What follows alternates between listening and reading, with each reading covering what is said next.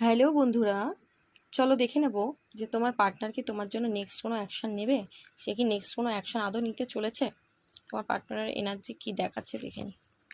দেখো next action নেবে কিনা সেই নিয়ে ভাবনা চিন্তা তো করছে, এবং ডেফিনেটলি সে কিন্তু চায় নেক্সট অ্যাকশনটা নিতে, এবং একদমই সেই নেক্সট অ্যাকশনটা কিন্তু নেবে।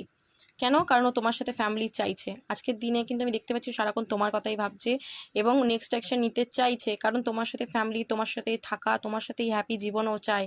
এবং এই যে তোমাদের মধ্যে যে একটা নো কন্ট্যাক্ট সিচুয়েশন বলো বা যেরকম চলছে আর কি, সেটা যে চেঞ্জ হয়ে একটা নতুন সাইকেল শুরু হোক সেটা কিন্তু চায়। তার মেইন রিজন হচ্ছে লাভার্স। তোমার প্রতি প্রচণ্ড ভালোবাসা, প্রচণ্ড টান ফিল করছে। তোমাকে ছেড়ে থাকা ওর কাছে অসম্ভব, মানে যন্ত্রণা, কষ্ট অনুভব হচ্ছে। ঠিক আছে, তো এখানে কিন্তু আমি দেখতে পাচ্ছি তোমার পার্টনারের এনার্জিটা কিন্তু দেখা যাচ্ছে যে তোমার জন্যই ওয়েট করছে। ও কোনো একটা সঠিক সময়ের জন্য ওয়েট করছে অ্যাকশন নেওয়ার। তো অ্যাকশনটা কিন্তু এবার তোমার পার্টনার নিতে চলেছে। ঠিক আছে, এবং আমি এখানে দেখতে পাচ্ছি সোশ্যাল মিডিয়া তোমাকে তাকঝাক করছে। তোমার লাইফ কিরকম কি চলছে অ্যাকশন নেওয়ার আগে দেখতে হবে না, ওয়েদার কেমন আছে। তো সেটাই রিইউনিয়ন চাইছে। দেখো ডেফিনেটলি অ্যাকশনটা নেবে, কারণ ও রিলেশনশিপের ওপর কাজ করতে চায়। ওকে, আচ্ছা, তো এনার্জি তো খুবই ভালো আছে। দু একটা কারেরও দেখিনি। হ্যাঁ, এখানে দেখো অ্যাকশনে কিন্তু আমি কথা বলছি, তো কনভারসেশন, কল, এরকম এনার্জি কিন্তু আসছে।